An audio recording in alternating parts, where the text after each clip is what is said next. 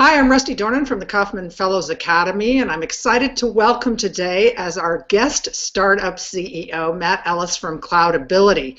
Matt is the founder and, of course, CEO of Cloudability, and he's also been involved as an executive in 4 different startups. So he's got a lot of insight on systems and getting operating systems going and that kind of thing. Welcome, Matt. First of all, tell us a little bit about Cloudability and where the company is at this stage.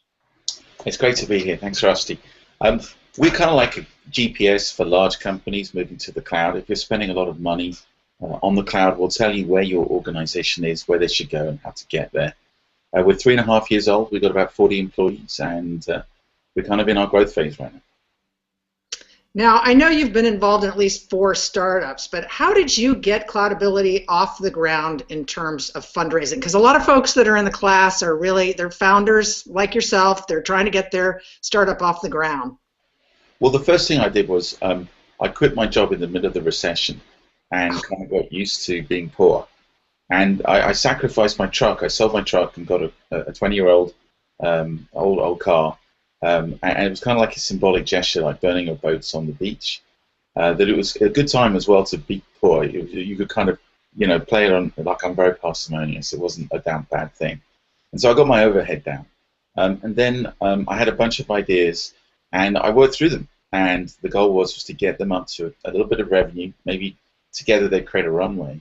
But I felt confident that one of them would come out as a lead idea. And that's what happened with Cloudability.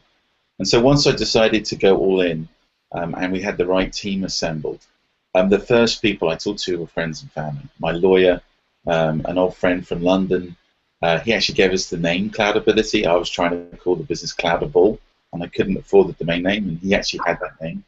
And then what happened was, with 3 people in for about $100,000 who knew me really well, I was able to go to other people who were in their network or who were in the local area who were known as angels. And that got us to just under $250,000. And we had 3 people. Our expenses were very, very shallow. My lead engineer moved into my house, so that although we paid him the same salary, he was going to be the first guy not to get a salary if we couldn't make the payroll every month. And that got us to a public launch. We also joined an accelerator that gave us very important credits. We joined the Portland Incubator Experiment. They gave us credits to run our hosting, and they gave us free office space. So with low overhead, a little bit of capital, the cloud lets you kind of rent stuff and set up front. We got to a place where we could do a public launch.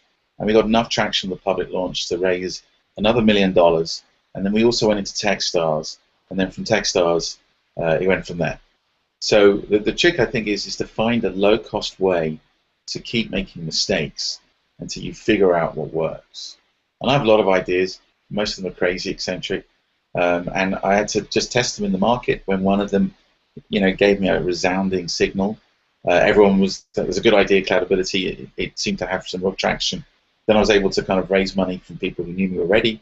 And then I took that to a launch where I was able to raise money from people who didn't. So would you sort of characterize that you in the beginning you sort of bootstrapped, right, until you got those first 3 people to give you some money, or did you get those 3 in and then sort of tried to keep yourself, not spend much money along the way? So right at the beginning I bootstrapped.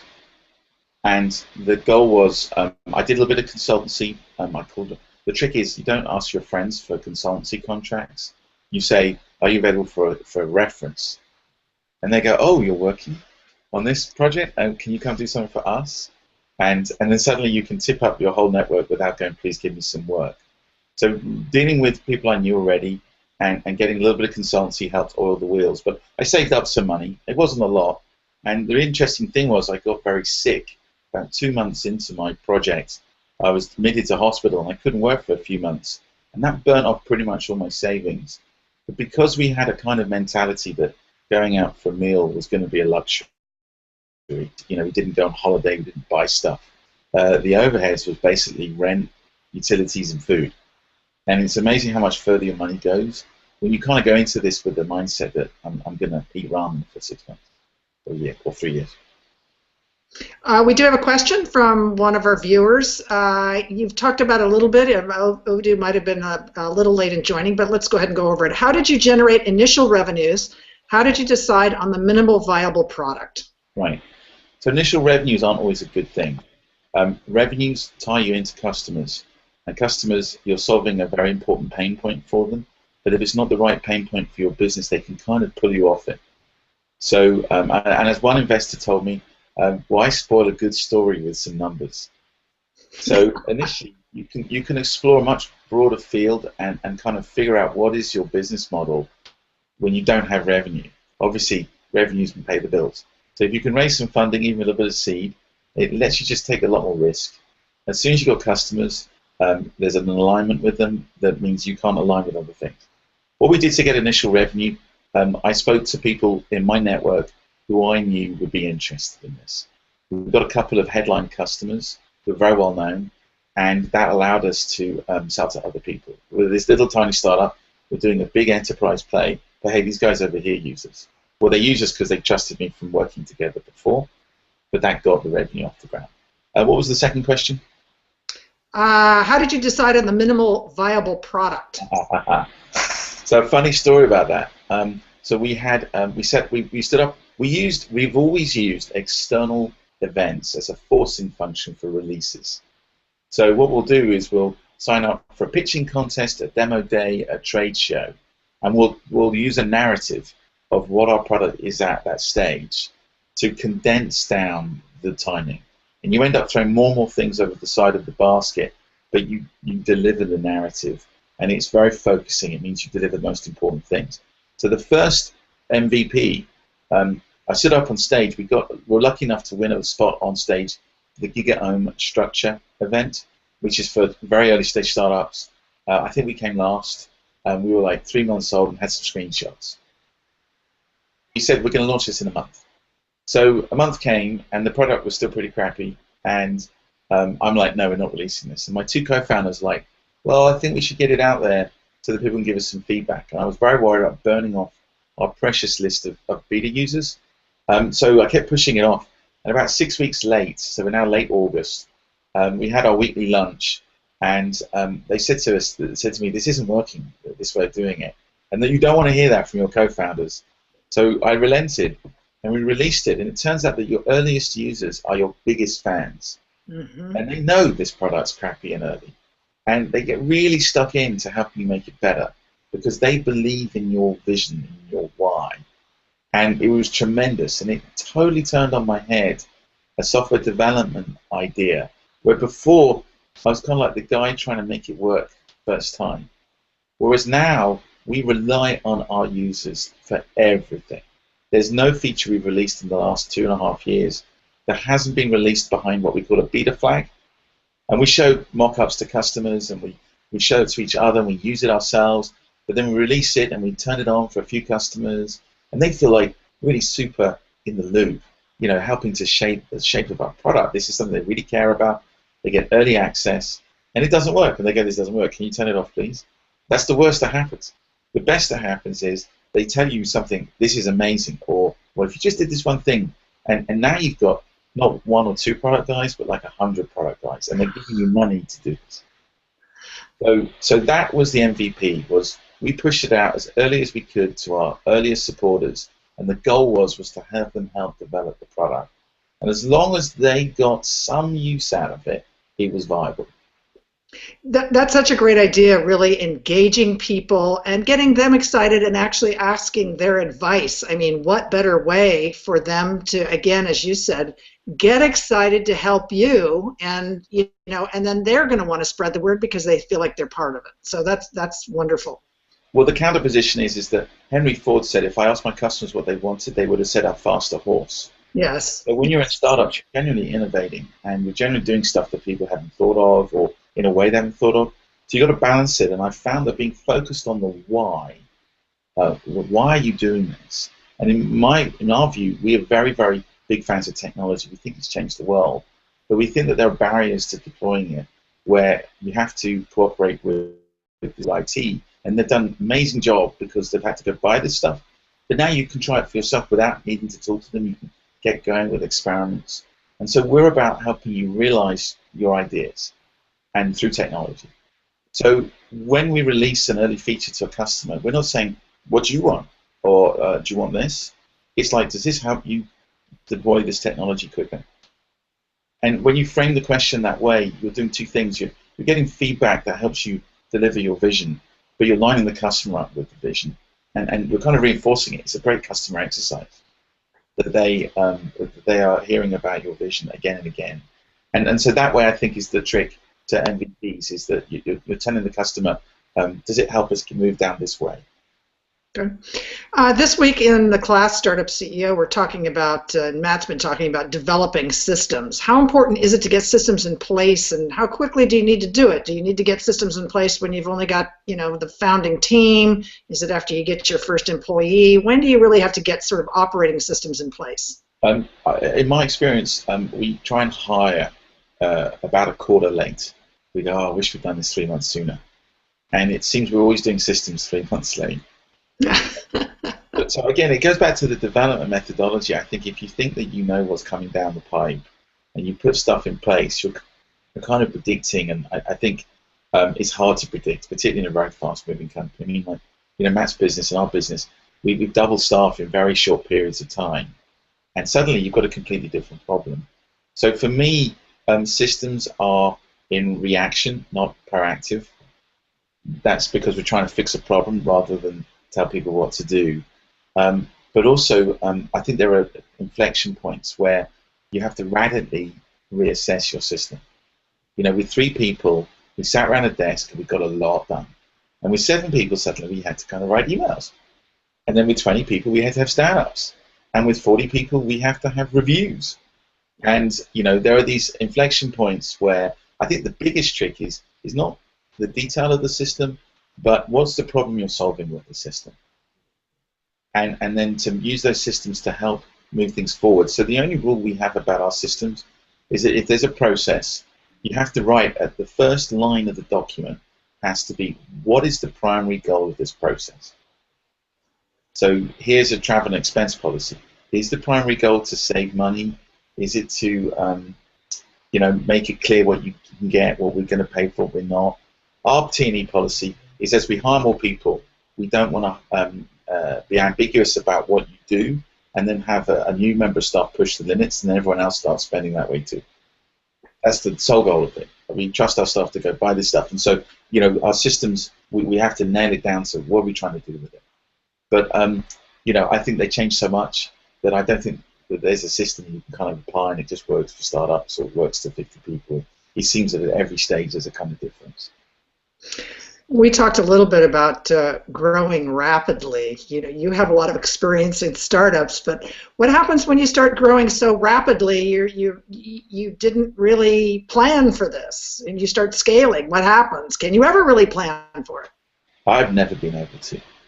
I mean, so we're in a situation at Cloudability where we've doubled our staff this year, and I can imagine my board meeting in December last year and going, well, guys, we need to kind of proactively hire twice as many people right now because we think the business is going to double next year. And that would be a board meeting that doesn't go well. So, you're generally always catching up. The really interesting thing is the role that relationships play. And in particular, if you're going to have an environment that's driven by empathy and teamwork or not. And there's some great businesses out there that are not driven by teamwork. They're driven by, if you mess up, we're going to fire you. And we've always tried to express a kind of an environment where people are going to run across the room to help you if you slip up, so that we can kind of have a team effort on this. And that really helps, that when things go wrong, people don't reach for the blame button. Instead, they talk about contributions. And I think it's a lot easier to untangle problems that involve 4, 5, 6, 7 people that before would involve 1 or 2 people and could be solved with a relationship. So the thing that always surprises me is that I'm surprised that the variety of ways in which different personalities can come up with outcomes that aren't perfectly optimal is always interesting. There's a great video going out right now with 2 comedians from the team from Comedy Channel where they're texting each other about meeting in the bar, and one of them's getting really mad and the other one's getting very, oh, isn't he nice? And it's just a wonderful example of how communication can really start to get difficult at scale. Okay, we have another question. Have you reached the point where you can deliver on time? How do you manage this given that the development time is not always easy to estimate, even if you're using Agile? Even if you use I'd ask, Agile. why is delivering on time important? And that seemed like a really funny, weird question, but what I mean by that is um, um, we're always trying to move our business forward and do more for our customers, and we set these goals to focus on. But if you really believe you're doing everything you can as fast as you can, then it is what it is. The work is what it is. And put another way, if we deliver on time, maybe we could have done more if we'd set a broad stretch goal. Google, they set goals and they pay out at 66% of performance. So if you're a sales guy, you get your maximum minutes if you hit 66% of quota.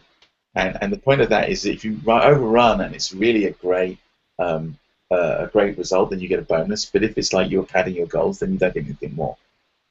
And so, you know, I think that we're always focusing on how productive are we? Can we move faster?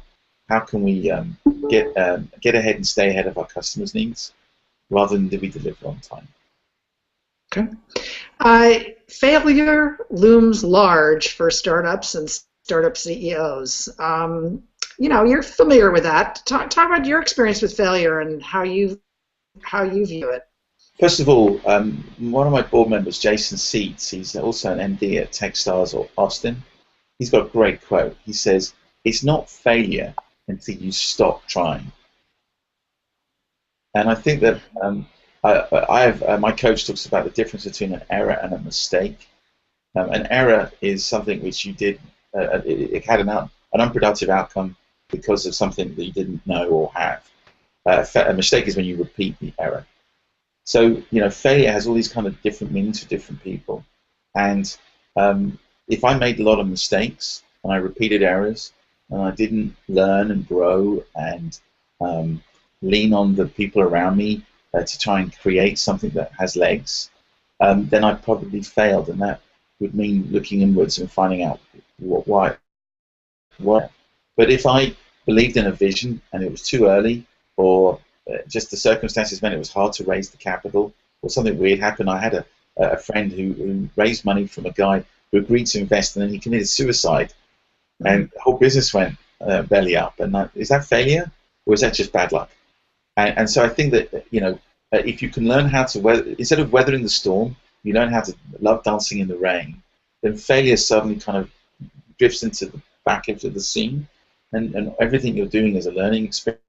You're trying to get closer to your vision and understand, you know, what's the most important thing, and it becomes much less threatening and dangerous. You work much better. Last night a friend of mine was telling me about the mentality in baseball. When people go up to the pad to bat, the professional batters aren't, you know, thinking what happened in the last hit. All they're trying to do is listen to everything they've learned over the last 20 years to be the best hit on that particular strike. They trust their gut, and they don't let a miss in the previous one affect their hit this time. And I try not to do that with me. And I learned from my very first failure. I had a real bad failure at 19. And I remember going to a restaurant and not being able to pay the bill. And then a few months later, in a cab with a great new job and a new kind of life almost. And it's amazing how quickly you can bounce back from failure. It really was shocking how, you know, 6 months earlier I couldn't pay for food, and now I'm all set. And that gave me a lot of resilience and makes failure less scary. So I think that, you know, we should be trying to optimize to avoid failure, but it's not the death. And if you look at it differently, then failure really is just you learn something and now you're going to do it differently. Well, how about when you've got this great idea, you thought this market was there, well, things just aren't going quite as planned. You realize you need to revise the story of your startup a little bit. You need to do a pivot. Right. Do you have any advice around ways to handle a pivot? I mean, I'm not necessarily talking about where you have to reinvent your business, but that you've got to look at a different market or change your product a little bit. Any advice around that? Well, for me, the hardest thing was always getting your head around the ego hit. It's like, if you identify yourself with your great idea, you're the guy who came up with idea X, and you and your co-founders, and you really emotionally don't want to let go of it. It's really important to kind of acknowledge that and hold that and go, well, yeah, that must really suck. Okay. And one way of doing that is to kind of understand, I've learned something. I've understood why this isn't happening. Now, it may be that you don't understand. This is still the greatest thing since life, but I don't understand what's going on. And there are lots of good reasons for that. Sometimes you're just early. I mean, if you take YouTube, there were 20 or 30 businesses that tried to do hosted video, and they all failed until there was enough bandwidth to make it a viral thing. And the moment there was enough bandwidth in the United States, I think the average was 1.5 megabits, bam, suddenly YouTube blossoms out of nowhere. So, I think it's also important not to take it personally. If you can identify your learnings that you do differently, you go, well, I'm a better entrepreneur now. And if it's just bad luck, then it's just bad luck. Pick yourself up and do it again. Roosevelt's thing about the guy who tries and fails has lived life to the fullest. Those who sit on the sidelines and criticize, they'll never taste what it's like to really live. And I'm paraphrasing him there. I mean, it's not that painful falling down and knocking a tooth out. You'll survive. You'll have a gap in your mouth to remind you of that knock, but you've learned a lot in the process, and you'll go on to do it again. I don't know many people who nailed it the first time. Most people have to have a couple of goes at this. It's really hard. It's one thing to get yourself reoriented and say, okay, well, my great idea, I'm going to have to change it a little bit. Right. How do you sort of sell the rest of your team on it, though? How do you got them on board with your great idea, and they're driven the passion, and now that you have to say to them, hey, guys, it's not quite working out the way I thought. We need to revise this a little bit. Is there any advice around ways to get them on board with you, to find a new way, to find a different niche? If you start yourself as the leader and the owner of the vision, and the only one who can do the vision, and you're the only one who's got that kind of insight, and then it turns out you're wrong, then you have a credibility problem, right? And if you try and say to people, well, this time I've got it right, follow me over here, of course you're going to have a problem. I mean, if you don't, you've got the wrong people around you. If instead, though, you say, this is the kind of what we're going to try and do, and I think this is how we're going to do it, then all you're doing is you're saying, okay, we're still trying to do this, we're going to just do it a little different way. And we've learned this, and this has told us that, for example, we considered giving our product away at Cloudability and paying for it with advertising. And then it turns out that there's just no interest in investors because there's a network effect. The people who you're working with to get the data, they don't want you to be there because you're selling their customers to other people. And so we just changed the business model, but we still kept the same vision up. And sometimes these things are good filters. If a few people burn off, if you've still kept the same vision, and all you're saying is we've learned something, now we're going to try again, and a few people pop, there may be people who've got their own fears and challenges or issues that mean they're not ready to do a startup, or they just don't have the same resilience as you. And they might couch it in terms of the problems you met, but it's probably the problems them. And as long as you're really genuinely confident in your vision, it doesn't really matter what goes on. If you think about Apple, for years they had about 3% of the market. Now they had a vision and they stuck to it, which was to have a simpler life through design. And eventually they came out on top. But for years and years and years, in the 90s, and even when they were executing well with Steve running the company, you still had like a niche. And they were only attracting the people who believed in that vision, but they were consistent with it. Companies that lose their vision can still be good at making money because they've set themselves up, but it can be hard to get everyone lined up. So you're doing that pivot. If you're the leader and everyone's the follower, of course there's going to be a problem. If you're collaborating with a team and you are the guy who's stepping up to make the hard call, to make everyone go through that painful process of realizing you need to change, people don't like changing. Most big changes happen not at the time and place of your choosing.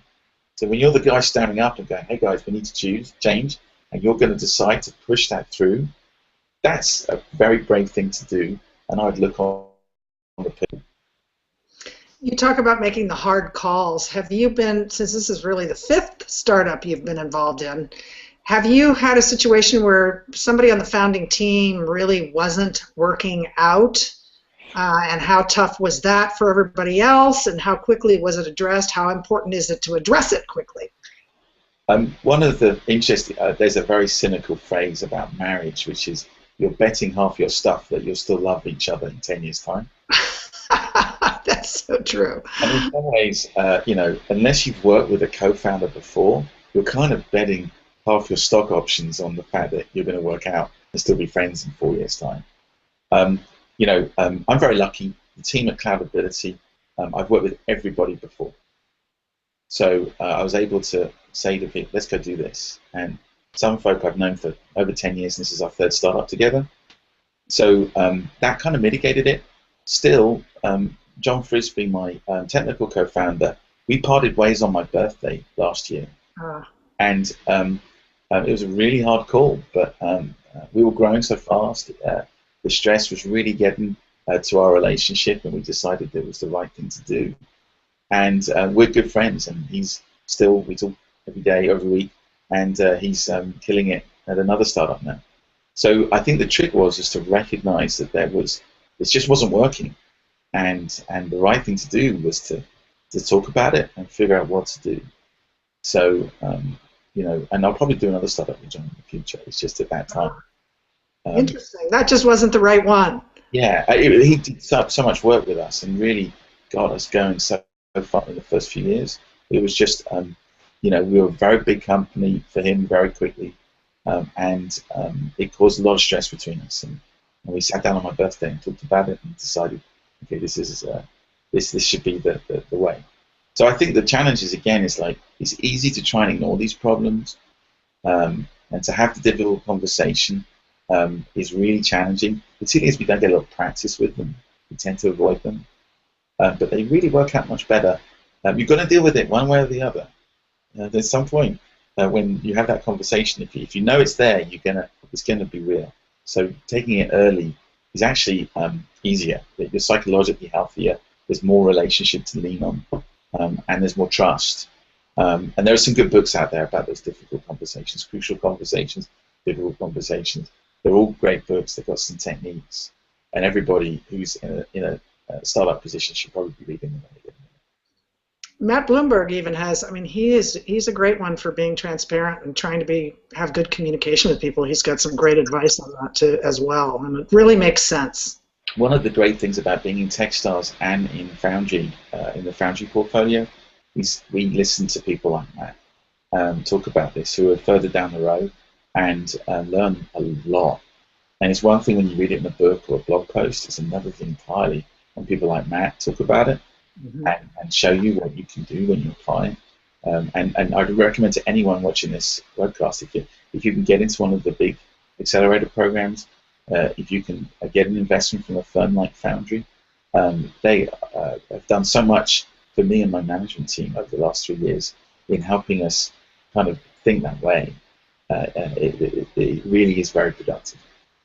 Just to let folks know, we're talking about the Foundry Group, which is Brad Feld, who also encouraged Matt Bloomberg to write the book, Startup CEO, to begin with, and Brad is a pretty amazing guy. We have time for one more question. Let me just ask you this. Let's go back to fundraising, because you were talking about going to Foundry and all that, right? If you want to go the fundraising route, do you recommend going to early stage VCs or just trying to do it with angels and friends and that sort of thing? What would you recommend?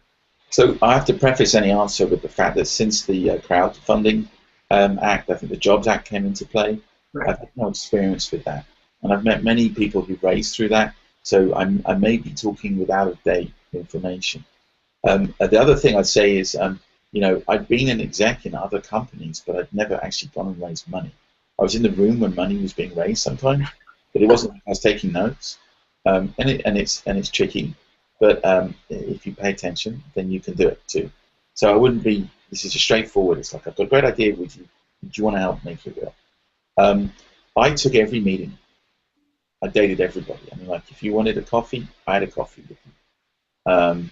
I practiced my pitch. Again, Techstars are very good at having your one-line highfalutin pitch, your 2 or 3 line elevator pitch, your 1-minute journalist pitch.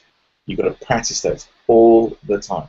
And I took every opportunity to compete in contests, even if I thought we weren't going to win, because it's a great practice getting ready for an external event where you're presenting your business. And we met all kinds of people through that. So, I would just say get better at pitching, do more of it, meet anyone who might be an investor, be very productive with people's time, so you can kind of get to what the investment opportunity is real quick, and go build a great product. And there's nothing that gets people more interested in an interesting product. Yeah, I just when people think practice, I know this. You only have to think about Steve Jobs and the amount of practice he used to put into one of those presentations. I mean, he practiced for days to do things like that.